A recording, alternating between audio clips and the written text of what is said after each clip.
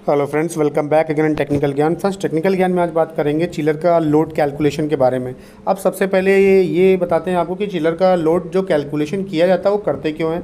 Chiller का जो load calculation होता है वो चिलर का लोड कैलकुलेशन इसलिए किया जाता है, उससे हमें ये पता चलता है कि जो हमारा चिलर है वाटर से कितना हीट रिमूव कर चुका है, इसलिए हम चिलर का लोड कैलकुलेशन करते हैं। और दो चीज़ें हमें और पता चलती हैं। सबसे पहले सपोज़ हमें कोई चिलर परचेज करना है तो हमें उसका टीआर पता है, तो अगर हमें कूलिंग लोड कितना है वो आउट करेगा, वाटर से कितना हीट रिमूव करेगा, ये भी पता होना चाहिए।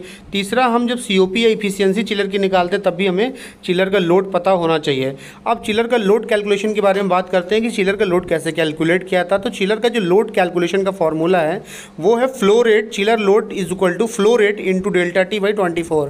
मीन्स अगर हमें चिलर का लोड कैलकुलेट करना है तो हमें जो इवेपोरेटर है हमारा चिलर है उसका इन आउट का टेम्परेचर पता होना चाहिए, मीन्स डेल्टा टी पता होना चाहिए, और जो हमारा चिलर है उसका फ्लो रेट क्या है। हमेशा जो चिलर का फ्लो रेट होता है वो जीपीएम में होता है। सपोज हमने यहाँ 2000 टन का कोई चिलर का जो जीपीएम होगा 2000 टन के चिलर का वो 3867 जीपीएम होगा, गैलन पर मिनट।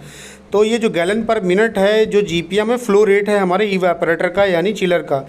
अब हमें क्या होगा, इस फार्मूले में हम वैल्यूज़ को पुट करनी है। सबसे पहले हमें डेल्टा टी निकालना है। डेल्टा टी अगर जो निकालना हमें वो सप्लाई और रिटर्न टेम्परेचर का डिफरेंस निकालेंगे तो डेल्टा टी हमारा आ जाएगा।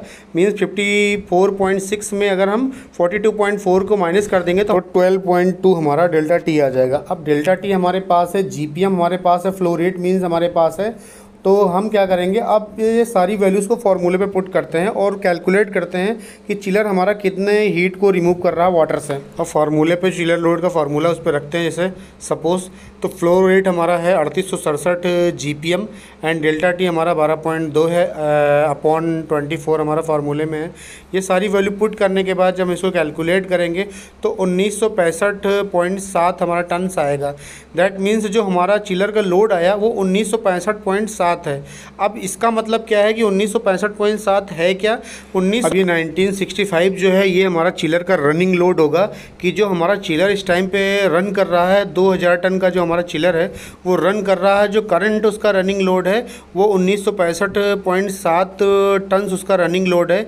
मीन्स वाटर से जो हीट रिमूव कर रहा है वो 1965 टन हीट रिमूव कर रहा है वाटर से।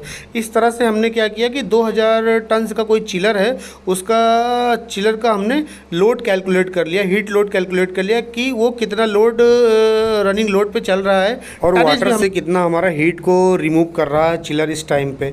तो आपके पास भी कोई चिलर है सपोज किसी भी टनेज में, किसी भी कैपेसिटी में, तो इसी फार्मूले को यूज करके आप भी उस चिलर का लोड कैलकुलेट कर सकते हैं और ये पता कर सकते हैं कि आपका चिलर उस पर्टिकुलर टाइम पीरियड पे कितने रनिंग लोड पे चल रहा है, वो भी टनेज में। ये आप भी इजीली पता कर सकते हैं। होपफुली ये वीडियो आपके लिए useful. Thank you so much.